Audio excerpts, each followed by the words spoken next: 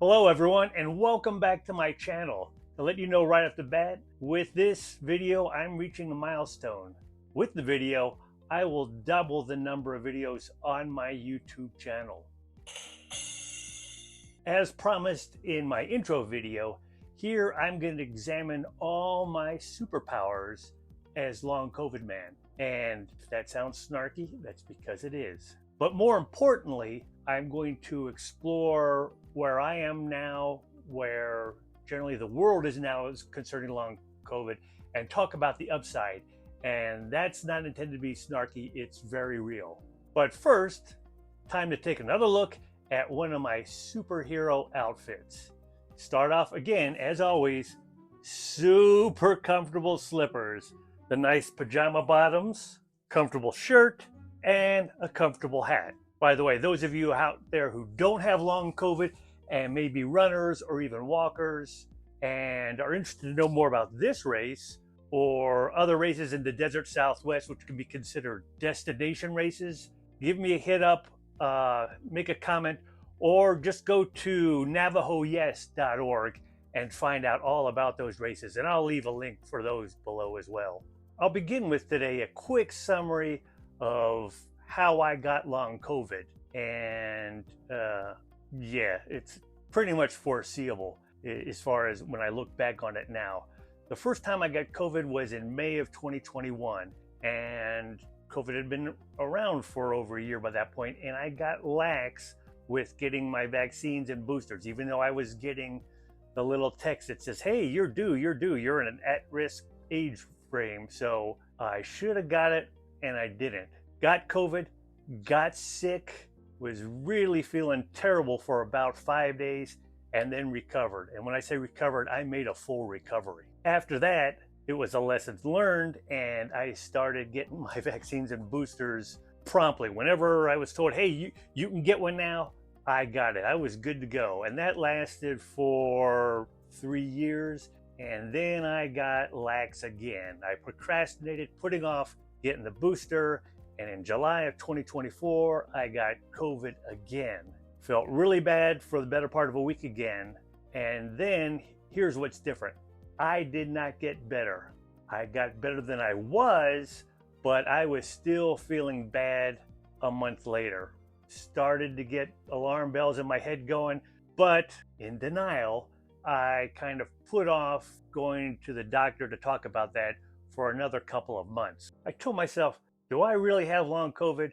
I had similar symptoms as most of the folks having long COVID, but they weren't nearly as severe. So I thought, maybe I don't have it. I was still able to do a lot of the things I normally did, just at a reduced level. Put off seeing the doctor until 4 months in, I still was not feeling better. Unfortunately, at that point, I started to feel what is now commonly referred to as increased symptom trajectory. So wasn't getting better, was starting to get worse. Bottom line is, allow me to be a precautionary tale for all of you out there who are starting to procrastinate about getting your vaccines. Don't. You'll end up like me. Thanks for risking your life. And now at long last, let's go over my superpowers. And I got a lot of them as long COVID man. And we'll start off with my first superpower, chronic fatigue. This hits me pretty much every day, depending on how I'm feeling earlier in the day. Sometimes I really won't feel the fatigue until early evening. And if I'm having a really bad day, that can happen like at noon. As one time when I tried to do a video starting at noon, big mistake. My day was already done. It's because of a couple reasons. One, I'll have that drained feeling, like really just don't have the energy. And that's combined with a lot of times just feeling generally sleepy. Like, yeah, I really need to go to sleep now kind of thing. And unfortunately, that is complicated by the fact that sometimes I get that tired but wired feeling, like I really feel like I could sleep, but my body is still kind of doing the shaking deal. When it's really bad, this doesn't just impact the things I want to do today as far as, get this done, do that task. If I'm feeling really bad, it gets down to affecting things like my personal hygiene. Worst case, I think, oh, I need a shower, but I'm tired, haven't done anything. I'll put that off until the next day. And just like that, through the magic of YouTube, I'm wearing different clothes. Or it's a different day, which is pretty much what it is. The problem was, about a third of the way through recording the last one, my microphone died, and the last 2/3 of the video were a silent movie. So rectified that. It's a different day because of the fact that by the time recording it finished, I was already starting to decline a little bit. Brain fog had set in. There you are. We waited. Now I'm refreshed. Got my second cup of coffee going on here. Devil on the divide, because, yeah, I did that. I've done that multiple times. Anyway, on to the next superpower, which coincidentally enough is brain fog. Brain fog affects me in two different ways. First off, it's like my ADHD is on steroids. I'm super easily distracted, kind of like a perennial Homer Simpson. And I'm not easily impressed. Wow, a blue car! As an example, be working at my desk, decide to get up and get a glass of water or whatever. So I go up and I'm on my way to the kitchen, and on my way there, I see a pair of scissors on the counter. And I think, oh, I need to put them away. Forget that the water's in my hand, the empty glass. I put it down on the counter, grab the scissors, start walking back to my desk, see something else, get distracted, and pretty soon I have no idea what's going on at all. At that point in time, the one thing I do recognize after a bit is my productivity that day is at an end. The second thing that happens with brain fog is the fact that later in the day, my brain really starts running on reduced capacity. I mean, it can get down to where I feel like I'm, operating on 20%. And at that point, I know, hey, I'm done. Going to sit down or lay down, watch the boob tube or something. But pretty much that's all I'm going to do the rest of that day. And depending on the day, that can happen later on, like early evening, like 5, 6, even 7 p.m. Or depending on what's going on and what happened the day before, it could happen at like noon or before. And I know that's really going to be a bad day for me then. Basically, when that happens, I really have trouble concentrating on just about anything. YouTube is great at that time because a lot of the time it's, hey, I don't need a long attention span.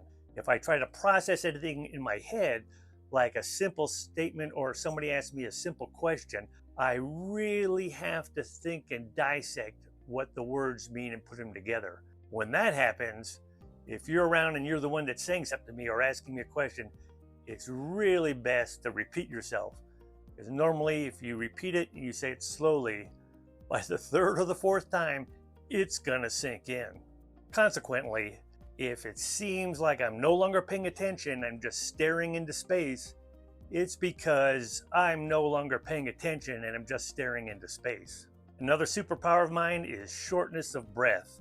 And this one can happen fairly easily. Something simple like going up a flight of stairs. If I go out and decide to go for a walk and I think, hey, I'm just gonna jog for a minute or two, it really gets to me. It feels like I'm doing intervals, I'm doing sprints.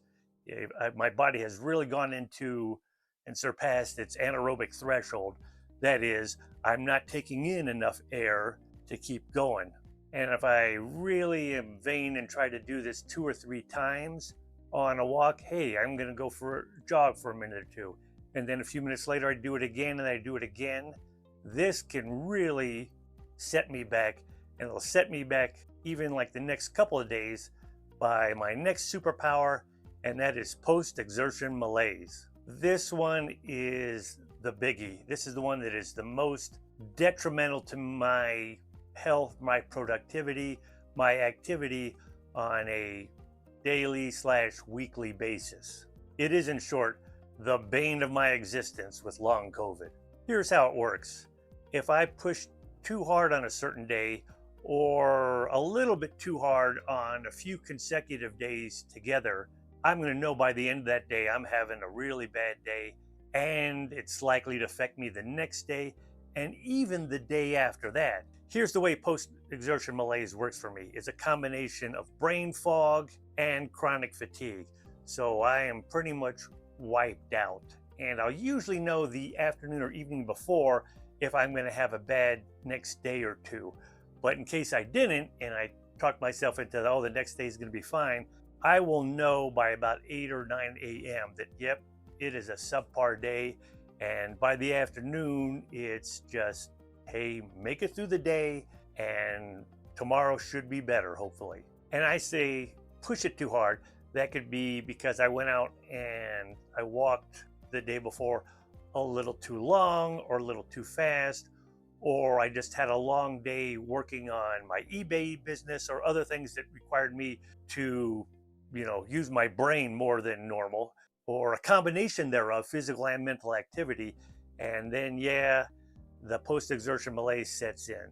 Believe it or not, I am actually grateful that when I get the post exertion malaise after a particularly hard day, then it's the next 2 days maximum that I'm feeling really bad and I'm just, hey, making it through the day. It could be worse. I could have it much worse. I'll provide a link to a video below about a woman who went through a few days of pushing it really hard. She was actually testifying before Congress about her life with long COVID and how debilitating that is. When she got done with that, she really was wiped out for 6 days. And well, my mind boggles at having to go through post exertion malaise for 6 days. As I said, I'll leave a link below so you can listen to her story. One final note on post exertion malaise is the fact that it is really not a good day for me, and I hate to say it, could potentially not be a good day for anybody who's around me. The brain fog and the fatigue have set in. I'm not thinking straight. My brain isn't processing. I get frustrated easily, and I have to watch and tell myself, hey, get through it, this will pass, because I tend to start snapping at folks. And that makes me a whiny little crybaby sometimes. Next superpower, heart palpitations. And this is another area, till I actually started having them, I really didn't know much about it. Somewhere in my mind said, oh, that's a thing, but doesn't affect me. Well, now it does. So I could feel like my heart is beating out of my chest, or it's racing, or it's skipping a beat. It doesn't feel good at all. Yeah, I kind of have to watch what I'm doing when that happens too. Now, having said that, sometimes when I look at checking my vitals, whether it's my heart rate or blood pressure, that kind of thing, they appear to be normal, but my heart just feels strange. Again, like, am I skipping beats here? I don't know what's going on, but when I check my vitals, they seem to be fine.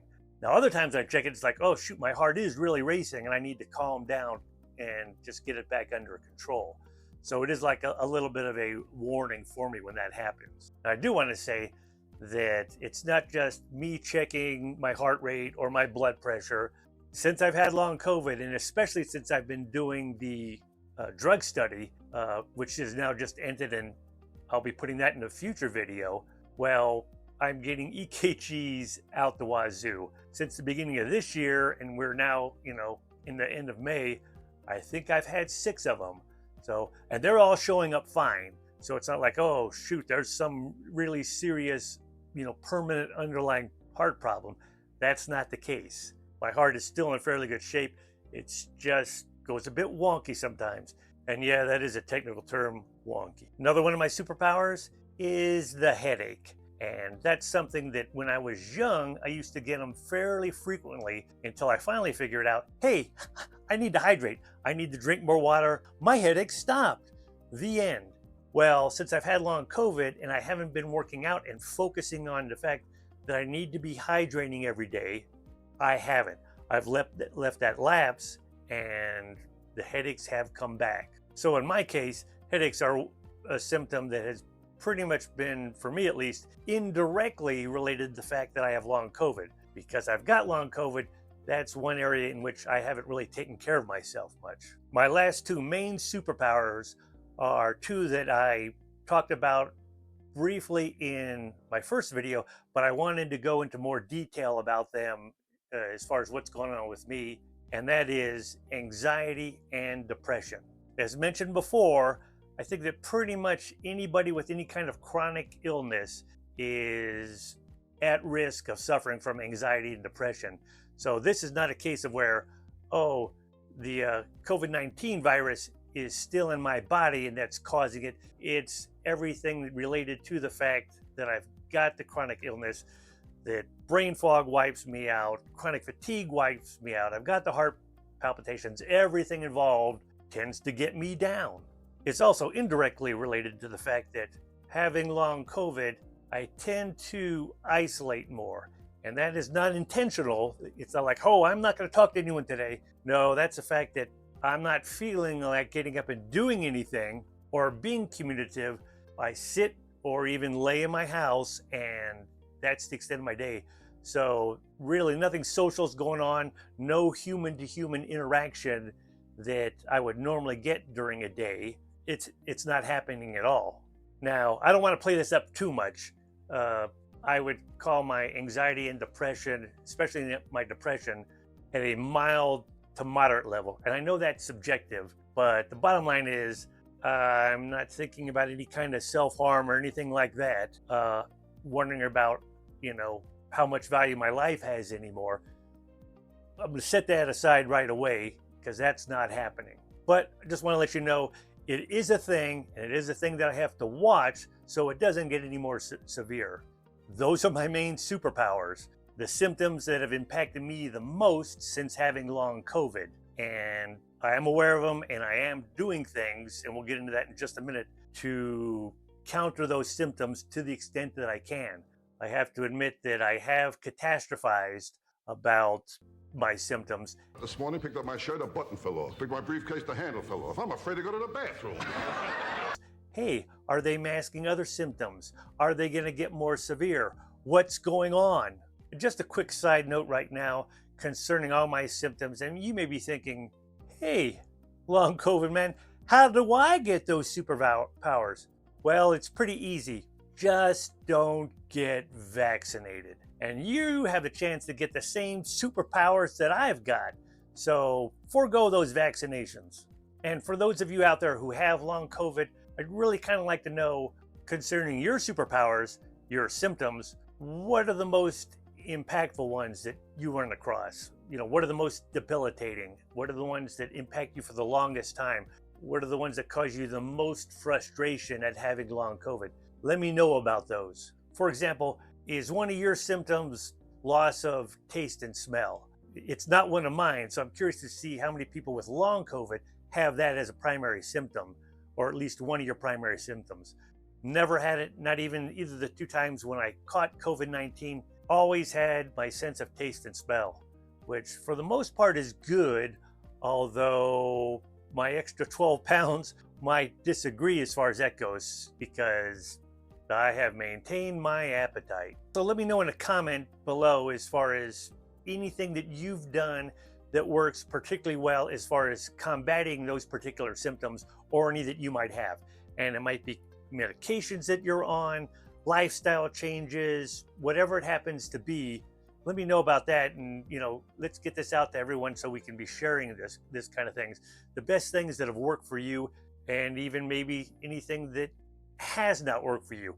Anything that you had high hopes about, but it's just not working. Let us know about that in the comments below as well. Where am I now? Where is the long COVID now at this point in my juncture with long COVID, now that it's coming up on 2 years that I've had it? Here's what I've learned. Here's what has really helped me out on, again, a day-to-day, week-to-week basis.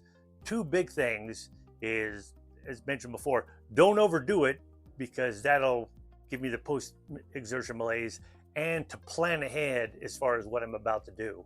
So as far as not overdoing it goes, the key is don't overdo it. If I'm starting to feel tired, or even if I'm not, I plan to do things and include rest periods throughout my day. And that includes embracing the nap. Usually late morning, and then again in the afternoon, I'll go and lay down for a little while. If I can't sleep, I just relax for a few minutes before getting back up. A lot of times I will go to sleep. I don't set my alarm when that happens. I figure if my body's fatigued, I'm going to let it go. Usually that doesn't go even an hour, but it can if I'm really feeling fatigued. I listen to my body and I stop what I'm doing. It keeps me from overdoing things in any particular day. The next thing is to plan ahead. And I do that as far as what I'm going to be doing that day, and as well, hey, what am I going to be doing tomorrow that I make sure that I don't overdo it today on? Because if I overdo it today again, that post exertion malaise sets in and tomorrow I'll be wiped out. I prioritize every day what I want to get done, and I make sure that I have the energy and the brain fog hasn't set in for things that I really want to get done, like this video. And then I plan for the next day or 2 days ahead as far as, hey, is something important going to happen? I learned a lesson the hard way one time when I really overdid it, and the next day I had post-exertion malaise, and that was a day when one of my friends had his retirement party, and I just could not get up. I could not go to that, and that was tough. So I keep in mind if I got something going on, especially if it's for like the next afternoon or evening. Well, if it's later evening, it ain't happening. But for the next afternoon or early evening, then I make sure that the day before and then that morning, I'm not doing anything too strenuous because I want to be able to go to these things. A key for me as far as what's going on throughout the day is keeping in mind to do things that'll either treat or prevent my symptoms. And by treat, I mean, taking the naps when I've got the fatigue or having the brain fog going on, and preventing that post-exertion malaise. So again, resting when I need to, prioritizing. I do take medications and some over-the-counter supplements, that kind of thing. And I'll be going into that in a future video as well. These are all things that kind of, hey, keep me afloat. Another thing that I focus on besides the naps is getting better sleep at night. It used to be that my body would just turn off. I could keep going and recover the next day if I stayed up a little bit too late. I can't do that anymore. So I try to really be winding down anything I'm doing sometimes between 8 and 9 p.m. and then focusing on shutting my eyes, turning the lights out, turning all sound out by 9 at the latest. If I'm having a bad day, 9 p.m. could turn into 7 p.m. But I focus on getting to bed at a reasonable time, getting to bed earlier to make sure I get some sleep. I have to say that sometimes I wake up at 3 a.m. or even 2 a.m. and then I have trouble getting back to sleep, and that's a different problem. And that's a problem where if I don't get back to sleep, I know my naps that day are just going to be longer. One other thing that I do, and I recommend this for everybody if you can, if you've got the energy to do this even for a little bit and the weather's good, is to get outside. Getting outside, getting in the nature is proven to be just a natural mood elevator. It helps me out. It helps my attitude, my motivation, my mood, makes it more positive. And then it also can be something that helps me be more productive during that day because I just feel better about myself. So if I can, even if it's just to sit out on the porch in the sun during the day or in the evening, I go ahead and do that. And of course, the big thing that I've done, obviously with long COVID, is to seek medical attention. And that started with my primary care physician, and she's great. I'm really lucky that I have the primary care physician that I have because she recognizes things. She's the one that gave me the referral to go to the University of Colorado Health Campus at the Anschutz Medical Center in Denver. So at the UC campus, I've seen folks in different areas. First, the post-COVID clinic, and they've been really good too. Those folks are some pros. I've gone, based on the referral from them, to a physical therapist at UC Denver, and he's been awesome as well as far as getting me in a level of activity that doesn't overdo it, that doesn't push me from getting post-exertion malaise, but does help keep me stabilized as far as my health goes and not decline any more than it has been. The same goes for the folks at the research center there where I'm taking part in the drug trial that just ended. Those folks are pros as well, and they explain things to me, let me know what's going on.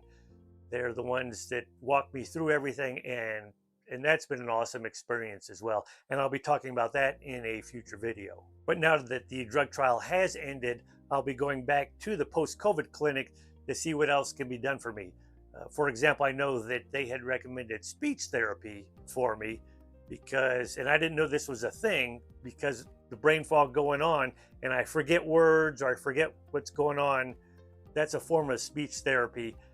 I couldn't get that done while I was doing the drug trial, but now that that's over, I'm going to go back and we kick that off and see what else the folks at the post-COVID clinic can do for me. These are all the things that I've been doing last couple years, some only the last year and some only the last 6 months, as I've learned more and more about my ailment here, long COVID. These are things that I've been doing to help me manage the disease. Gonna keep doing it and hopefully find out more things that I can be doing as well. But on that note, and here's what you've been waiting for, this is the upside of having long COVID today. And I'm going to start off with a seriously snarky upside, and that is having long COVID is the perfect excuse for any situation. And I mean any situation. Hey, did you take out the trash? Why, no, I forgot. I've got long COVID. That's okay, could you take it out now? Sorry, I can't. I need to take a nap because I've got long COVID. Okay, now that we're done with that, here's the real upside to long COVID, and I can define it pretty much in 2 words: progress and hope. I'll define progress as the fact that it is now 2026. The community, as far as research, as far as awareness of long COVID, is way beyond what it was, when it first started, and the first cases of long COVID started being recognized back in 2020, or even where we were in 2024. We've gone a long way since then. Today in 2026, an estimated 23 million people are suffering with long COVID. That's the bad news. It's also the good news, because there's strength in numbers. In March of last year, March of 2025, the federal government cut all funding for long COVID research. After that happened, the outcry was swift, it was large, and it was continuous. And within weeks, the federal government turned back on that funding for long COVID. So we do have a voice, and it is heard. Also in 2026 now, more people understand that long COVID is a real thing. There's more awareness in general. We still have folks that aren't aware of it or don't think it's real. Again, when I first heard about it before I got it, I kind of wondered if it was real or not. And now I can see, when I explained it to some of my friends, the look on their face pretty much tells me that they've got the same view of long COVID that I had before I got it myself. I explained it to them and they have that look on their face that says pretty much, this is bullshit. I don't like that.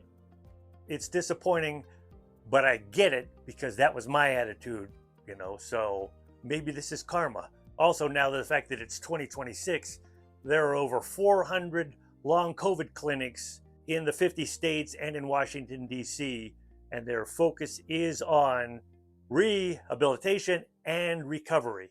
According to the Long COVID Alliance website, there are also long COVID clinics in the U.S. territories of Guam and Puerto Rico, so there's help there as well. Now, depending on where you are, these clinics go by different names.